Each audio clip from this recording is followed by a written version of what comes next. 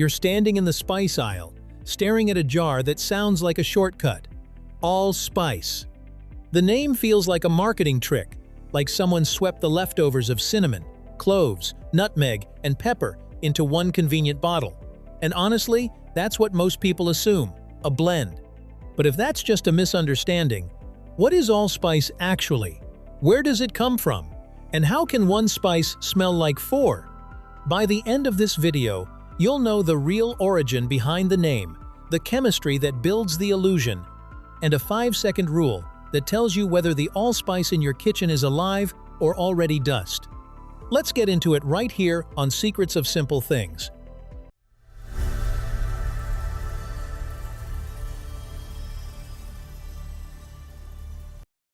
One tree, one berry, one climate.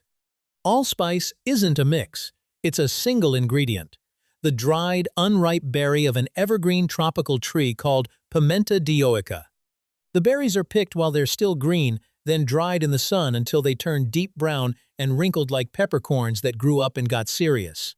That peppercorn look is part of the trick. The jar reads like a blend, the spice looks like pepper, and your brain files it under miscellaneous. But geography gives it a real identity. Allspice is native to the Caribbean and parts of Central and South America, and Jamaica became famous for producing some of the finest berries, so famous that you'll still hear the nickname Jamaica pepper. A single tree, a single berry, a single climate, and yet the moment you crack one open, it behaves like an entire cabinet. Because the illusion doesn't live in the label, it lives in the scent. The scent that builds a fake blend in your head. Take one dried berry and crush it between your fingers. First comes a clove-like warmth, sharp, sweet, and unmistakable. Then, almost immediately, softer notes arrive. A cinnamon-style sweetness, a nutmeg-like roundness, and a gentle peppery edge that makes it feel savory, not dessert only. This is where allspice earns its confusing name. Early tasters weren't crazy. The aroma really does echo multiple spices at once. A major reason is a compound called eugenol, the same signature molecule that makes cloves smell like cloves. But allspice isn't just clove in disguise. Other aromatic compounds layer in, and your brain does what brains love to do. It recognizes patterns. It hears cinnamon, nutmeg, pepper, and it assumes there must be a blend. Here's a clean difference though. Allspice has warmth without fire. It contains no capsaicin, the chemical that makes chili peppers burn, so the heat is fragrant, not painful. That's why it can sweeten a dessert without turning it spicy and deepen a stew without hijacking the whole pot. Smell created the illusion, but history locked it into a name. How the name was born. Long before Europe put allspice in jars, people in the Caribbean were already using the berries for seasoning and preservation. Then, in the 1500s, Spanish explorers encountered the spice and carried it back across the Atlantic. In European markets, it hit a perfect moment. Cooks were hungry for new flavors, merchants were hungry for new profits, and this berry arrived, acting like a bundle of familiar warm spices. English traders later called it allspice, basically saying, it tastes like all the spices at once. The description was meant as praise, but the word also planted a lasting mistake. Once you name something like a mixture, people will treat it like a mixture, even when it never was. So now we live with a spice whose most famous feature is a misunderstanding, a single berry trapped inside a plural name. And just when you think the confusion ends, allspice introduces itself with a second identity. The Pimento Trap. Allspice is also known as pimento, and that nickname is responsible for a whole new level of mix-up. In older contexts, pimento refers to allspice berries because the word comes from a Spanish term for pepper, pointing to how the dried berries resemble peppercorns. But in modern kitchens, pimentos are also small red peppers, the kind you see tucked into olives. Same word, totally different ingredient. One is a dried tropical berry that smells like warm spices. The other is a pepper with its own flavor and its own culinary job. So if you've ever read pimento and pictured a red pepper, you're not alone. Allspice has been accidentally wearing someone else's name tag for centuries.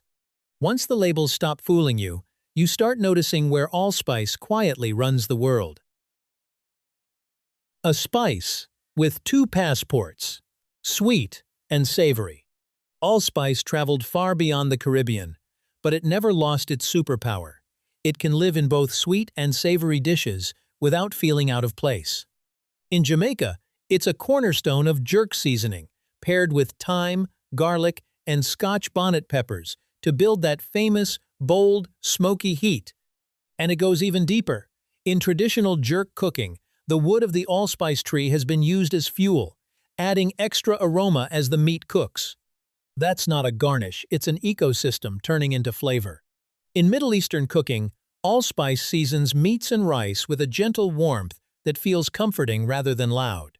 In parts of Europe, especially Britain and Scandinavia, it shows up in cakes and spiced breads, the kind that smell like winter even if it's July. And in North America, allspice became part of the holiday flavor memory. Pumpkin desserts, gingerbread, apple bakes, and the cookies that appear when someone says, "It's that time of year." But it also slips into savory places, sausages, pickles, marinades, because its profile leans both sweet and earthy. And there's a reason chefs love the berries whole. Whole allspice releases flavor slowly, like a timer you can control. Drop 2 or 3 into a stew, a pot of beans, or a pickling brine, and you get warmth without turning everything brown and dusty. Then you can fish them out the way you would a bay leaf. Ground allspice is the opposite. Instant aroma, instant fade. Same spice, 2 speeds. That small choice, whole or ground, changes how loud allspice speaks in a dish today. If you've ever tasted a dish that felt warm and complete, but you couldn't name the spice, allspice is one of the usual suspects. And if your allspice never shows up like that, there's a simple reason: it may already be gone. Harvest, drying, and the real enemy. Time. The production of allspice is almost suspiciously simple. Berries are picked by hand before they fully ripen, then dried in the sun for several days. During drying, they lose moisture and concentrate the aromatic compounds that make the spice so convincing. After that, the biggest threat isn't geography or shipping, it's time. Whole berries are like sealed capsules, stored cool and dry. They can stay potent for years. Ground allspice is the opposite. The moment it's powdered, it gains surface area, meets air and light, and starts losing intensity. That's why an old jar of ground allspice can smell like nothing, because the story already evaporated. Treat spices like ingredients, not decorations. If you wouldn't keep a sliced apple for 2 years and expect it to taste fresh, don't expect a powdered berry to perform forever. Which brings us to the temptation: using allspice as a substitute for the spices it reminds you of. The substitute myth. Because allspice echoes cinnamon, cloves, and nutmeg, it's often used as a substitute when one of those is missing. And yes, sometimes it works. If you need warmth in a recipe and you're short on options, allspice can step in. But it's not identical to any one spice. Cinnamon is sweeter and woodier. Cloves are sharper and more direct. Nutmeg is softer and more buttery. Allspice sits in the middle, offering hints of each without becoming any of them. Think of it less like a replacement and more like a connector. It doesn't shout a single note. It ties notes together. That's also why it's not the same as pumpkin spice or mixed spice. Those are blends. Allspice is one voice that sounds like a small choir. So how do you tell if the jar you own still has a choir inside it? The 5-second rule. Choosing good allspice. Here's the simplest test you can do in real life. No expertise, no fancy gear. If you have whole berries, pick one up and press it with your fingernail or crush it lightly with the back of a spoon. Count to 5. Good allspice announces itself fast. You should get a clear, warm aroma clove-like first, then sweet spice layers behind it. If all you get is a faint, dusty smell, the berry is old or poorly stored. If you have ground allspice, rub a pinch between your fingers. Again, count to 5. If it doesn't bloom in that window, it won't bloom in your food either. And if you want the easiest upgrade, Buy whole berries when you can, and grind small amounts fresh. Even a basic grinder turns allspice from background powder into something you actually notice.